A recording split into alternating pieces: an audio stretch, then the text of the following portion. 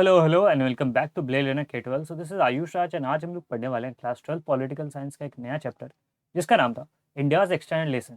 लेकिन क्योंकि इस साल सिलेबस रिड्यूस हुआ है एंड चीज़ें कुछ बदली है तो इस चैप्टर का नाम अब बदलकर इंडियाज फॉरेन पॉलिसी रह गया। तो इस चैप्टर में हम लोग को पढ़ना है कि इंडिया की फॉरेन पॉलिसी किस प्रकार से फॉर्मुलेट करी जाती है एंड इंटरनेशनल जो ऑर्डर है या फिर इंटरनेशनल कंटेक्स्ट है उसके किस प्रकार से इंडिया की फॉरेन पॉलिसी पर प्रभाव पड़ता है। देन हम लोग डिफरेंट कंट्री के साथ इंडिया के रिलेशंस को देखेंगे like China, USA, USSR and फिर इसराइल के साथ भी चीज़ें देखेंगे।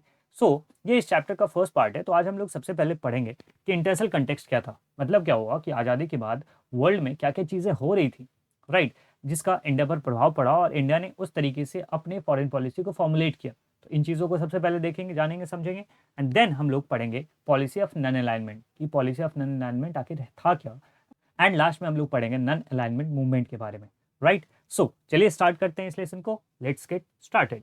सबसे पहले हम लोग को पढ़ना है इंटरनेशनल कंटेक्स्ट के बारे में, लेकिन उसको पढ़ने से पहले हम लोग ये समझ लेते हैं कि आखिर ये फॉरेन पॉलिसी होता क्या है। देखिए, फॉरेन पॉलिसी की एग्जैक्ट डेफिनेशन की बात करें तो वो होता है कि a country's policy that is practised, designed and formulated to safeguard and promote a national interest in the conduct of relationship with other countries, both bilaterally and multilaterally। अब इसको आसान भाषा में समझते हैं। जैसे ये इंडिया है, अब इंडिया वर्ल्ड के different countries, let's say 3 country A, B and C, different countries अलग अलग हैं।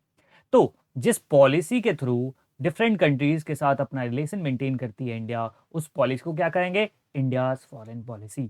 मतलब एक कंट्री दूसरे कंट्रीज के साथ जिस तरीके से रिलेशन को मेंटेन करती है, मेंटेन रखती है, उस पॉलिसी को क्या कहा जाता है? Foreign policy. एंड इसमें अंडरलाइनिंग मोटिव क्या होता है कि नेशनल इंटरेस्ट इंडिया का सिक्योर रहे, प्रमोट हो नेशनल इंटरेस्ट, मतलब इंडिया के फायदे की बात हो, इंडिया का फायदा जो है ना, उसका नेशनल इंटरेस्ट जो है ना वो सेफ गार्डेड रहे। तो ये चीज़ होती है, इसका अंडरलाइन मोटिव यही रहता है। अब जरूरी नहीं है कि ये जो रिलेशन है वो बायलेटरली रहे, मतलब 1 to 1 रहे। ऐसा भी हो सकता है कि मल्टीलेटरल रिलेशन। फॉर एग्जाम्पल के लिए आपने यूनाइटेड नेशंस के बारे में सुन रखा होगा, सार्क के बारे में समझ रखा होगा। तो उस सब में क्या होता है कि मल्टीलेटरल रिलेशंस होते हैं, ठीक है। बहुत सारी कंट्रीज साथ में आती है और वहाँ पर चीज़ें साथ में मिलकर डिसाइड करती है। तो ये चीज़, इसको कहा जाता है फॉरेन पॉलिसी। जैसे यहाँ पर अशरफ अली, यहाँ पर सनी देओल भाई साहब जा रहे हैं, वहाँ पे कह रहे हैं कि अशरफ अली हिंदुस्तान जिंदाबाद था, जिंदाबाद है और जिंदाबाद रहेगा। मतलब क्या हो गया? दूसरे कंट्री में गए हैं लेकिन अपने नेशनल इंटरेस्ट को सेफ गार्ड कर रहे हैं, अपने नेशनल इंटरेस्ट को प्रमोट कर रहे हैं, राइट। अपनी कंट्री की चीज़ों को देख के वो चल रहे हैं। तो ये बहुत अच्छा एग्जाम्पल है फॉरेन पॉलिसी का। ऑन लाइटर नोट मैंने आपको ये बता दिया। अब ये समझते हैं इंडिया के फॉरेन पॉलिसी को किस प्रकार से कंडक्ट किया जाता था। आज़ादी से पहले इंडिया की फॉरेन पॉलिसी की जिम्मेवारी किनके कंधों पर थी? ऑब्वियसली ब्रिटिशर्स के कंधों पर, क्योंकि हम लोग आज़ाद नहीं थे, गुलाम थे। तो वो लोग जिस प्रकार से कंट्रीज के साथ रिलेशन रखते थे, जिस प्रकार की पॉलिसी अडॉप्ट करके रखा था उन लोगों ने, वैसे ही हम लोगों के यहाँ पे चीज़ें चल रही थी। और इवन कि सेकेंड वर्ल्ड वॉर में हम लोगों ने ब्रिटिशर्स की तरफ से ही लड़ाई लड़ा था। आपको पता होगा कि 2 ग्रुप थे सेकेंड वर्ल्ड वॉर में, allied power and second one was axis power. और इस एक्सिस पावर में कौन कौन थे, कौन कौन कंट्रीज थे? जापान, राइट, जर्मनी, इससे बहुत सारे कंट्रीज थे इसमें। एंड एलाइड पावर की तरफ से यूएसए, यूएसएसआर, राइट, ब्रिटेन। तो ये सब कंट्रीज थे। एंड इंडिया किसकी तरफ से लड़ रहा था? ब्रिटेन की तरफ से। तो मतलब क्या हो गया? एलाइड पावर की तरफ से इंडिया लड़ रहा था। और इसमें क्या हो गया? ब्रिटेन जीतता है, मतलब एलाइड पावर जीत जाते हैं। तो कैसे?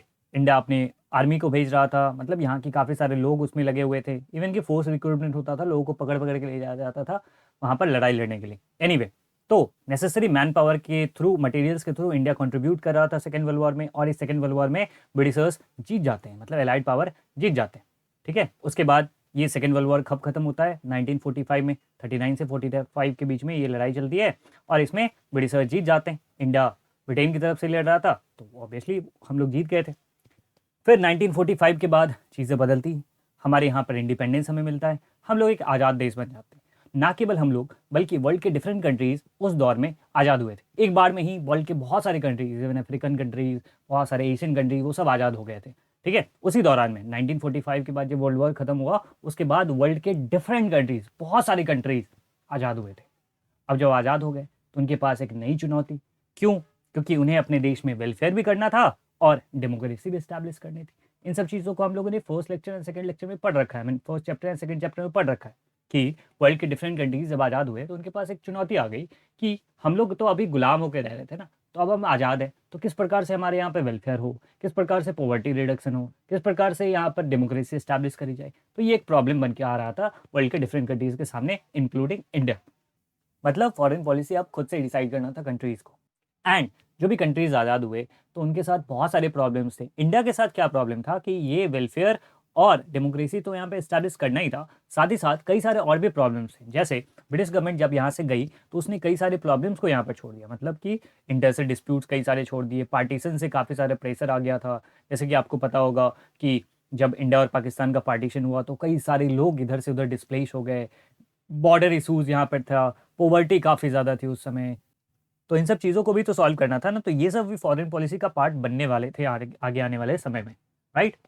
एंड देन इंडिया ने क्या सोचा, इंडिया ने सोचा कि हम अपने फॉरेन रिलेशंस को इस प्रकार से कंडक्ट करेंगे कि दूसरे देश के सोवरेनिटी को भी रिस्पेक्ट करेंगे, राइट, एंड अपने देश के चीज़ों को भी बेहतर करेंगे और पीस मेंटेन करके रखेंगे। ठीक है, अपने देश की सिक्योरिटी को भी मेंटेन रखना है, सोवरेनिटी को मेंटेन रखना है और दूसरे देश की सोवरेनिटी एंड सिक्योरिटी को भी रिस्पेक्ट करना है। अच्छा, ये सोवरेनिटी मतलब क्या होता है? देखिए, सोवरेनिटी का हिंदी वर्ड होता है संप्रभुता। संप्रभुता मतलब क्या होता है? संप्रभुता होने का मतलब यह हो गया, या संप्रभु होने का मतलब ये हो गया कि आप अपने इंटरनल एंड एक्सटर्नल अफेयर्स को खुद से मैनेज कर सकते हो। फॉर एग्जाम्पल के लिए India is a sovereign country, इसका ये मतलब हो गया कि इंडिया अपने इंटरनल डिसीजंस को खुद ले सकता है, इंडिया एक्सटर्नल डिसीजन को खुद ले सकता है। इसका मतलब ये हो गया कि इंडिया को किसके साथ दोस्ती करनी है, किसके साथ बात नहीं करनी है, किसके साथ रिलेशन खराब रखने हैं, किसके साथ अच्छे रखने हैं, ये इंडिया डिसाइड करे। इंडिया के अंदर के मामले क्या की चीज़ें होंगी, किस प्रकार से स्टेट को यूनियन टेरिटरी बनाना चाहिए नहीं बनाना चाहिए, इंडिया में किस प्रकार से चीज़ें होंगी, इनको कौन डिसाइड करेगा? इंडिया डिसाइड करेगा। तो ये होता है सोवरेनिटी का मतलब, कि कोई कंट्री अगर सोवरेन है तो इसका मतलब ये हो गया कि वो अपने इंटरनल एंड एक्सटर्नल मैटर्स को खुद से डिसाइड कर रहा है। कोई तीसरी कंट्री आकर उसको नहीं बता रही कि ए तुम ऐसे बोल रहे हो, तुम ऐसे मत करो, ये चीज़ नहीं होती। तो ये होता है सोवरेनिटी। तो इंडिया किस प्रकार से चाह रहा था फॉरेन रिलेशन? इंडिया इस प्रकार से चाह रहा था कि दूसरे देश भी इंडिया के सोवरेनिटी एंड सिक्योरिटी को रिस्पेक्ट करें, एंड इंडिया भी बदले में सोवरेनिटी एंड सिक्योरिटी को रिस्पेक्ट करेगा और पीस मेंटेन बना के रखेगा पूरे वर्ल्ड में, राइट। एंड इवन की इंडिया के डीपीएसपी में अगर आप देखोगे, डीपीएसपी क्या है? Directive principles of state policy. अगर आप इंडियन कॉन्स्टिट्यूशन खोलोगे तो उसमें डीपीएसपी, डीपीएसपी का फुल फॉर्म होता है directive principles of state policy. ये क्या है? ये डायरेक्शंस दिए गए कॉन्स्टिट्यूशन, हमारी कॉन्स्टिट्यूशन में सरकार को डायरेक्शंस दिए गए हैं कि ए सरकार तुम ये सब चीज़ करना। ठीक है, तो उसमें आर्टिकल 51 अगर आप पढ़ोगे तो उसमें ये लिखा गया है कि सरकार को क्या करना है, भारत की सरकार को क्या करना है? इंटरनेशनल पीस एंड सिक्योरिटी को प्रमोट करना है, हमेशा भारत के स्टेट को। ठीक है, इंडियन स्टेट को ये प्रयास करना है कि इंटरनेशनल पीस प्रमोट हो, इंटरनेशनल सिक्योरिटी प्रमोट हो, साथ ही साथ डिफरेंट नेशंस के बीच में जस्ट एंड ऑनरेबल रिलेशंस हो, साथ ही साथ international law and treaty obligation जो भी कंट्रीज़ पे बनते हैं उनको कंट्रीज़ पालन करें, उनका पालन करें। ठीक है, और जो भी इंटरनेशनल डिस्प्यूट्स हैं, कभी किसी कंट्री के बीच में झगड़े हो जाते हैं तो उनको आर्बिट्रेशन से अर्थात मध्यस्थता से उनको सुलझा लिया जाए। तो इवन की हमारे देश की कॉन्स्टिट्यूशन में ये बात लिखी गई है, हमारे देश की गवर्नमेंट को ये फॉलो करने की चीज़ें लिखी गई है कि गवर्नमेंट को ऐसा फॉलो करना चाहिए। ना केवल इंडिया बल्कि उस समय के जो भी कंट्री इंडिपेंडेंट हुए थे वो सब डेवलपिंग कंट्रीज थे, और डेवलपिंग कंट्री के पास रिसोर्सेज नहीं होता है, राइट। और इन रिसोर्सेज नहीं होने के कारण वो लोग क्या कर रहे थे, अपने कंसर्न्स को, अपनी चीज़ों को वो सही ढंग से उठा नहीं पा रहे थे। ठीक है, मतलब वर्ल्ड के जो भी बड़े कंट्रीज है, डोमिनेटिंग कंट्रीज है, उनके सामने अपनी बातों को उठा नहीं पा रहे थे। ठीक है, तो इस कारण से वो लोग मॉडेस्ट गोल को परस्यू करते थे, मतलब कोई एक्सट्रीम कदम उठाते नहीं थे। ठीक है, और उन कंट्रीज़ को पीस एंड डेवलपमेंट पे ही फोकस करना होता था। और क्योंकि उनके पास रिसोर्सेज नहीं हैं तो वो किस कंट्री पे डिपेंडेंट रहेंगे? जो भी पावरफुल कंट्री है उन पे डिपेंडेंट, खाने के लिए, राइट, या फिर दूसरे रिसोर्सेज के लिए वो दूसरे कंट्री पे डिपेंडेंट रहते थे। कुछ पैसे मिल जाते थे, कुछ मिलिट्री हेल्प मिल जाता था, तो इन सब तरीके से चीज़ें चल रही थी। तो मतलब क्या हो गया कि दुनिया दो कैंप्स में बट गई थी, राइट। एक कैंप था यूएसए का एंड दूसरा कैंप था यूएसएसआर का। ठीक है, जैसा आपने फर्स्ट चैप्टर में जो भी आई मीन वर्ल्ड पॉलिटी का जो भी बुक है आपका, उसमें आप फर्स्ट चैप्टर में आपने पढ़ा था कोल्ड वॉर एरा, तो उसमें यही चीज़ बताया गया ना कि एक दौर था जब पूरी दुनिया ही दो कैंप में बट गई थी, USA camp and USSR camp. USA camp में नाटो था, राइट, एंड यूएसएसआर कैंप मतलब वर्सो पैक्ट वाला जो भी चीज़ें थी, तो उसमें जो भी कंट्रीज थे उनके ग्रुप थे, वो एक कैंप बन गया था, मतलब दो कैंप, पूरे वर्ल्ड के डिफरेंट कंट्रीज केवल दो कैंप के हिस्सा है। और डेवलपिंग कंट्रीज में इन्हीं के पार्ट बन रहे थे, या तो यूएस के पार्ट बन रहे थे या यूएसएसआर के पार्ट बन रहे थे। क्यों? क्योंकि उनके पास रिसोर्सेज नहीं था और उनको इन सब कंट्रीज पर डिपेंडेंट हो रहा रहना पड़ता था, राइट। आप यहाँ पर मैप में देख सकते हो वर्ल्ड के डिफरेंट कंट्रीज दो ग्रुप में बदल चुके हैं। ठीक, और इस समय क्या हो रहा है कि वर्ल्ड के डिफरेंट कंट्रीज़ में यूएसए और यूएसएसआर वहाँ पर जा रहे हैं और वहाँ पे अपनी लड़ाई लड़ रहे हैं। मतलब क्या हो गया, ये कोल्ड वॉर का दौर था। डायरेक्ट यूएसए और यूएसएसआर लड़ाई नहीं लड़ रहे बल्कि डिफरेंट मैटर्स में, जैसे कोरिया में, वियतनाम में या फिर अलग अलग कंट्रीज़ में जाकर वहाँ पर लड़ाई लड़ रहे हैं। ठीक है, तो ये चीज़ें थी, इसके बारे में हम लोग डिटेल से कोल्ड वॉर वाले चैप्टर में पढ़ेंगे। अब आती है बात पॉलिसी ऑफ नॉन अलाइनमेंट। मतलब क्या हो गया, जब पूरी दुनिया केवल दो कैंप्स में बट के रह गई, एक कैंप था यूएसए का और दूसरा कैंप था यूएसएसआर का, तो उस दौर में नॉन अलाइनमेंट की एक पॉलिसी स्टार्ट होती है, जिसके एक बहुत बड़े एडवोकेट थे पंडित जवाहरलाल नेहरू। इसके बारे में समझते हैं। ठीक है, नॉन अलाइनमेंट का मतलब ये हो गया कि हम किसी के भी पार्ट नहीं बनेंगे। और हमारा जो नेशनल मूवमेंट था, इंडियन नेशनल मूवमेंट, मतलब हम लोग आज़ादी की लड़ाई लड़ रहे थे, वो केवल अपने लिए नहीं लड़ रहे थे बल्कि पूरी दुनिया के लिए स्ट्रगल कर रहे थे। मतलब हम लोगों का ये कहना था कि हमें आज़ादी तो चाहिए ही चाहिए, पूरी दुनिया में कॉलोनिज्म खत्म होना चाहिए, पूरी दुनिया में इंपीरियलिज्म खत्म होना चाहिए। मतलब पूरी दुनिया में जो ये सिस्टम चल बैठा है कि ब्रिटिशर्स, फ्रेंच या फिर स्पेनिश या पोर्टुगीज़, जो अलग अलग देशों में अपनी कॉलोनी बना के बैठे हुए हैं, वो सब नहीं होना चाहिए। ठीक है, तो हम लोग इस बात की भी एडवोकेट करते थे, एडवोकेसी करते थे कि हमारे देश में तो गुलामी खत्म ही होनी चाहिए, बल्कि दुनिया के अलग देशों में भी कॉलोनिज्म नहीं होना चाहिए। राइट। एंड हम लोगों ने एशियन एंड अफ्रीकन कंट्रीज, बहुत सारे एशियन अफ्रीकन कंट्रीज में लिबरेशन मूवमेंट को इन्फ्लुएंस किया था। मतलब हमारा देश का जो नेशनल मूवमेंट था, इसने वर्ल्ड के डिफरेंट कंट्रीज के लिबरेशन मूवमेंट को इन्फ्लुएंस किया था, प्रभावित किया था। वर्ल्ड के डिफरेंट कंट्रीज हमारे लोग से प्रभावित हुए थे। ठीक है। एंड इंडिया का जो इंडिपेंडेंस था उस समय, वो दौर था कि कोल्ड वॉर उसी समय शुरू हुआ था, क्योंकि आपको मैंने बताया कि 1945 में वर्ल्ड वॉर सेकेंड ख़त्म हुआ, 1947 में हम लोग आज़ाद हुए। एंड जब आज़ाद हुए तो वो दौर था कोल्ड वॉर के शुरू होने का, वो दौर था यूएन के इस्टेब्लिशमेंट का, वो दौर था न्यूक्लियर वेपन्स की शुरुआत का। ठीक है, वर्ल्ड के जो यूएसए और यूएसएसआर है वो वर्ल्ड न्यूक्लियर वेपन्स बनाते जा रहे थे, बनाते जा रहे थे। एंड ये दौर था कम्युनिस्ट चाइना के इमरजेंस का, चाइना में कम्युनिस्ट गवर्नमेंट इमर्ज हो रही थी। और ये दौर था डीकॉलोनाइजेशन के प्रोसेस का, वर्ल्ड के डिफरेंट कंट्रीज उस दौर में डीकॉलोनाइज हो रहे थे, अचानक से बहुत सारे कंट्री आज़ाद हो रहे थे। अब इन सब के बीच में नेहरू जी का क्या रोल था, देखिए नेहरू जी के रोल के बारे में पढ़ते हैं। पंडित नेहरू, जो कि हमारे देश के प्रधानमंत्री तो थे ही, साथ ही उन्होंने विदेश मंत्रालय भी अपने पास रखा हुआ था। इसका मतलब ये हो गया कि प्रधानमंत्री के साथ साथ वो भारत के विदेश मंत्री भी थे और 17 सालों तक वो रहे। 1947 में जब आज इंडिया आज़ाद हुआ, जब इंटरिम गवर्नमेंट यहाँ पर काम कर रही थी, फिर उसके बाद जब इलेक्शंस होते हैं, देन वो प्राइम मिनिस्टर बनते हैं और उसके बाद भी वो एक्सटर्नल अफेयर्स का चार्ज अपने पास भी रखते हैं। तो मतलब क्या हो गया कि 1947 से 64 तक, मतलब पूरे 17 सालों तक वो भारत के प्रधानमंत्री रहने के साथ साथ भारत के एक्सटर्नल अफेयर्स मिनिस्टर भी रहते हैं, मतलब विदेश मंत्री भी रहते हैं। और वो हमेशा ये कहते थे कि कोल्ड वॉर में इंडिया को नहीं फंसना चाहिए। मतलब अब फॉरेन पॉलिसी की जिम्मेवारी किनके कंधों पर है, नेहरू जी के कंधों पे। और वो कहते थे कि हमें ये दो ब्लॉक जो बना हुआ है यूएसए और यूएसएसआर का, ये जो दौर है कोल्ड वॉर का, उसमें हमें नहीं फंसना चाहिए, हमें एक अलग तरीके से अपनी पॉलिसी को बनाकर रखना है। और इसी पॉलिसी को कहा जाता है नॉन अलाइनमेंट पॉलिसी।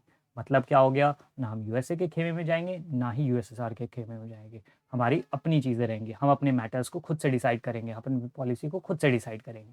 लेकिन ये काफ़ी मुश्किल था। वो दौर ऐसा था जब दुनिया या तो यूएसए के फेवर में थी या तो यूएसएसआर के फेवर में थी, मतलब क्या कोई तीसरा ग्रुप था ही नहीं। और नेहरू जी यही बात कर रहे थे कि हमें तीसरा ग्रुप बन के रहना है, ना हमें यूएसए के फेवर में जाना है ना यूएसएसआर के फेवर में जाना है। हालांकि ऐसा करना बहुत मुश्किल था उस दौर में किसी भी कंट्री के लिए, कि वो नॉन अलाइन होकर रहे, किसी भी फेवर में ना रहे, ऐसा बहुत मुश्किल था। और आप देखोगे भी ऐसा कि जब 1956 में ब्रिटेन ने इजिप्ट पे अटैक किया था सुएज कैनल इशू पे, तो इंडिया ने पूरी दुनिया में इस बात के लिए विरोध करा था कि नहीं नहीं ऐसा नहीं करना चाहिए। मतलब क्या हो गया, यहाँ पर आप देखो, ठीक है, यहाँ पे देखो, ये जो है ये सुएज कैनल है एंड सुएज कैनल इजिप्ट का पार्ट है। एंड इस पर क्या हुआ था कि ब्रिटिशर्स ने हमला कर दिया था। इसके पीछे बहुत बड़ी कहानी है कि सुएज कैनल जो था ना, उसको इजिप्ट के वहाँ पे एक रूलर आए थे, मिलिट्री रूलर थे वहाँ पे, उन्होंने कू कर दिया था। एंड वहाँ पर उसके बाद उन्होंने सुएज कैनल को नेशनलाइज कर दिया था। अब इस नेशनलाइज करने के चक्कर में क्या हो गया कि ब्रिटिशर्स वगैरह यहाँ पर आ गए, ठीक है, इसराइल इसमें आ गया था, तो ब्रिटिशर्स ने यहाँ पर हमला कर दिया था और इंडिया ने इसके खिलाफ आवाज़ उठाया था। इंडिया ने कहा था कि सुएज कैनल, मतलब कि इजिप्ट पे ब्रिटिशर्स का जो ये हमला है ये गलत है। मतलब इंडिया ने आवाज़ उठाया था कि इंडिया ने कहा कि ये नए प्रकार का कॉलोनाइजेशन है। लेकिन जब यूएसएसआर ने हंगरी पे अटैक किया, देन इंडिया ने कुछ नहीं कहा। तो मतलब क्या हो गया कि यहाँ पर दोनों चीज़ें देखने को मिलती है। एक तरफ जहाँ ब्रिटेन जब हमला करता है इजिप्ट पे, तो इंडिया उसको क्रिटिसाइज करता है, लेकिन दूसरी तरफ जब यूएसएसआर हंगरी पे अटैक करता है तो इंडिया कुछ नहीं कहता, इंडिया कुछ चीज़ें नहीं कहता है, मतलब कोई इसको कंडेम भी नहीं करता है। यहाँ पर आप देख सकते हो ये है हंगरी और यहाँ पर यूएसएसआर है, इसने यूएसएसआर ने हंगरी पर अटैक करा था उस समय और इंडिया ने इसके खिलाफ आवाज़ नहीं उठाया था। ठीक है, तो इसमें बेचारे जो कंट्री हैं वो यही कह रहे हैं इसने धोखा दिया रे, मेरे साथ ही धोखा दिया। उधर तो उसने इंडिया ने खूब आवाज़ उठाया था, यहाँ पर कोई आवाज़ ही नहीं उठा रहा है। बेचारे जो ब्रिटेन वाले हैं वो यही कह रहे होंगे। ठीक है, यहाँ पर ब्रिटेन यही है।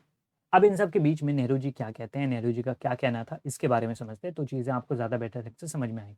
नेहरू जी के वर्ड्स में बताया जाए तो वो कह रहे हैं कि ब्रॉडली नन अलाइनमेंट का ये मतलब है कि आप किसी भी मिलिट्री ब्लॉक से मत जुड़ो। ठीक है, जैसे यूएसए का मिलिट्री ब्लॉक था नाटो एंड दूसरी तरफ यूएसएसआर का वर्सो पैक्ट, तो इसमें किसी से भी आप मत जुड़ो। लेकिन हो सकता है कभी कभी कि जुड़ भी जाए।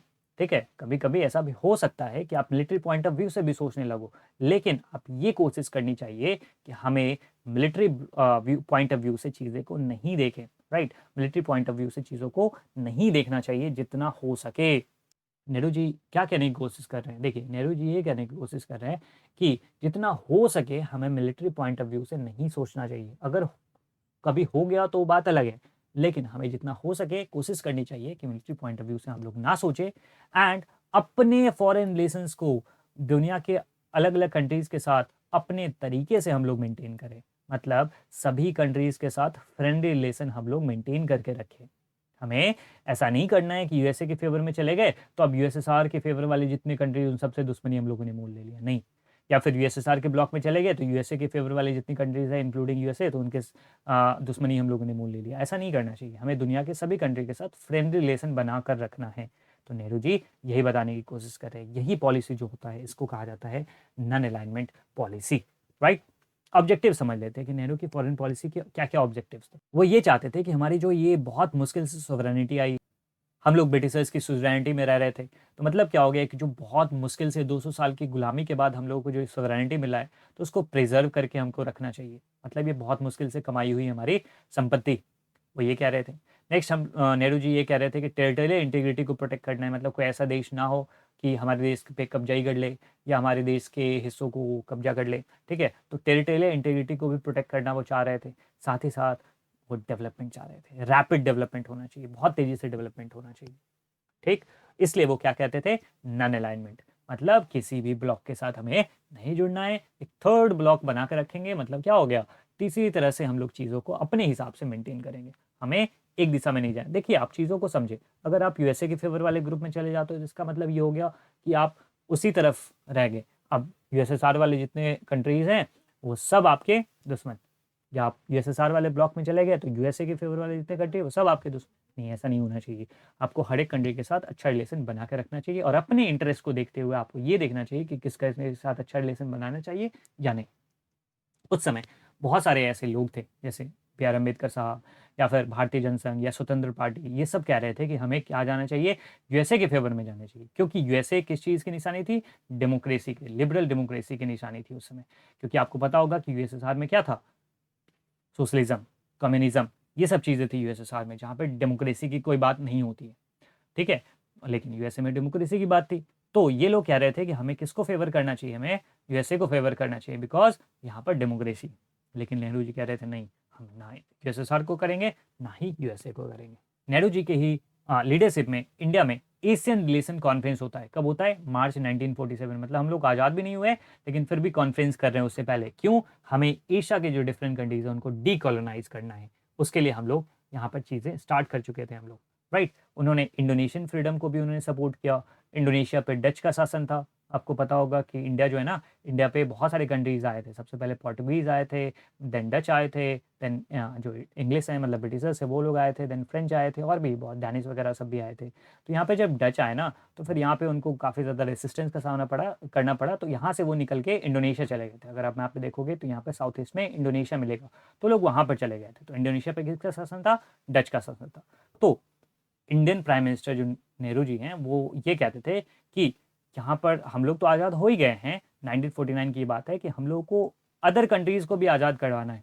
ठीक है, तो वो डच से इंडोनेशिया को आज़ाद करवाने के लिए उन्होंने सपोर्ट करा था। ठीक, तो एक इंटरनेशनल कॉन्फ्रेंस भी उन्होंने किया था 1949 में। देखिए इन सब के पीछे मकसद क्या था, डीकोलोनाइजेशन को सपोर्ट करना। कि दुनिया में डीकोलोनाइजेशन हो। जैसा मैंने आपको पहले भी बताया था, इंडिया का जो नेशनल मूवमेंट था वो ना अपने लिए था बल्कि दुनिया के और भी कंट्रीज़ के लिए था कि ये पूरी दुनिया में ही हो रहा है, वो नहीं होना चाहिए।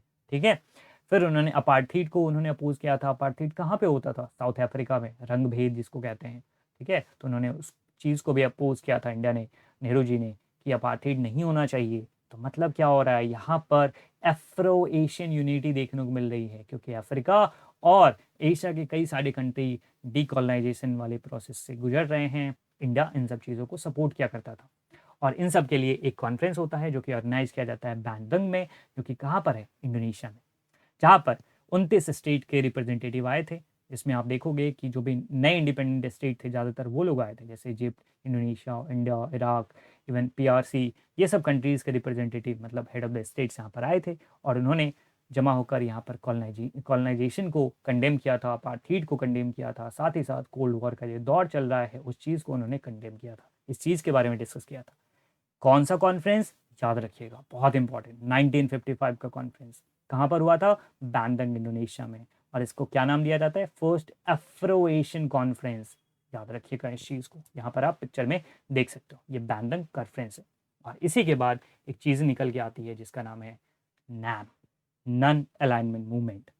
फर्स्ट समिट होता है नन अलाइनमेंट मूवमेंट का बेलग्रेड, सर्बिया में, जो कि उस समय यूगोस्लाविया का पार्ट था, अब अलग हो गया है। तो सर्बिया की राजधानी है बेलग्रेड। वहाँ पर कुछ लोग जुटते हैं। कौन से लोग? देखिए यहाँ पर तीतो जो कि यूगोस्लाविया के थे, नाजेर जो कि इजिप्ट के थे। जो मैंने आपको बताया था इजिप्ट में नाजेर का ही शासन आया था, जिस समय वहाँ पर ब्रिटिशर्स ने वहाँ पर हमला किया था।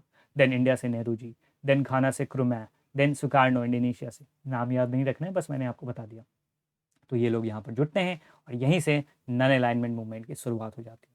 हालांकि मैंने आपको बताया कि बैंडंग कॉन्फ्रेंस से ही ये चीज़ें निकल के आती है। ठीक है, तो नाम की शुरुआत होती है नन अलाइनमेंट मूवमेंट का। मतलब ये लोग क्यों मिले हैं? ये सब नए नए इंडिपेंडेंट कंट्रीज़ हैं, और नए नए इंडिपेंडेंट कंट्रीज़ मिलकर वो ये चाह रहे हैं कि वर्ल्ड दो ब्लॉक्स में ना बटे, हम लोग अपने फॉरेन पॉलिसी को अपने हिसाब से मेंटेन करें, हमें कोई डेवलप कंट्री डिक्टेट ना करे कि कैसे चलना है और कैसे नहीं चलना है। ठीक है, अब हम लोग प्रिंसिपल्स ऑफ एनएम के बारे में समझते हैं कि नैम का प्रिंसिपल्स क्या था, अलाइनमेंट मूवमेंट का प्रिंसिपल क्या था, मतलब ये लोग क्या काम कर रहे थे। देखिए, पीसफुल कोएग्जिस्टेंस, हम लोग ये चाहते थे कि तुम भी रहो साथ साथ, हम भी रहे साथ साथ। मतलब क्या हो गया? तुम्हारी भी आज़ादी रहे, हमारी भी आज़ादी रहे, सोवरेनिटी आपकी भी रहे, हमारी भी रहे। तो ये चीज़ पीसफुल कोएग्जिस्टेंस होना चाहिए, ये प्रिंसिपल था नैम का। देन हम लोग ये चाहते थे कि पूरी दुनिया में ही पीस एंड सिक्योरिटी मेंटेन रहे, तो कमिटेड थे पीस एंड सिक्योरिटी को मेंटेन करने के लिए। देन नेक्स्ट प्रिंसिपल था कि किसी भी सुपर पावर के साथ, यहाँ पर दो ही बात करी जाए, यूएसए या यूएसएसआर, किसी भी सुपर पावर के साथ मिलिट्री अलायंस नहीं करना है। ये बहुत बड़ा प्रिंसिपल था नैम का, राइट। एंड नेक्स्ट जो प्रिंसिपल था वो ये था कि अपने ज़मीन को अपने टेरिटरी को किसी भी सुपर पावर को नहीं देना है, ताकि वो अपने मिलिट्री बेस को यहाँ पर बनाए। क्योंकि बहुत सारे देशों में ऐसा हो रहा था कि जो जैसे मान लीजिए कंट्री है, ए नाम का कंट्री है, तो अगर वो यूएसए वाले ब्लॉक में चली गई तो यूएसए क्या करता था? इनको सपोर्ट देता था, पैसे वैसे देता था, और इसके बदले में किसी एरिया पर अपना मिलिट्री बेस तैयार कर लेता था। तो ऐसा नहीं होना चाहिए, तो नैम के लीडर्स ने ये प्रिंसिपल मेंटेन करके रखा हुआ। ठीक, अब कुछ एक्स्ट्रा इन्फॉर्मेशन आपको बता देता हूँ कि लेटेस्ट जो समिट हुआ है 18 समिट, वो बाकू में हुआ था। बाकू कहाँ की राजधानी? अजरबैजान की, जो कि अक्टूबर 2019 में हुआ था। ये समिट लेटेस्ट समिट है, ठीक है, एनएम का। हालांकि अगर आपको बताऊं कि अब एनएम का उतना ज़्यादा सिग्निफिकेंस रह नहीं गया, क्योंकि यूएसएसआर का जब डिसइंटीग्रेशन होता है, देन उसके बाद एनएम का जो सिग्निफिकेंस है वो भी कम होता जाता है, राइट। तो आज के दिन में इतना ज़्यादा अब ये सिग्निफिकेंट रह नहीं गया, बट एक सिंबॉलिक ही सही, लेकिन ये एक मूवमेंट अभी भी एग्जिस्ट करता है, राइट। सो आज के लिए बस इतना ही, मिलते हैं अगले लेक्चर में। Thank you so much and stay curious.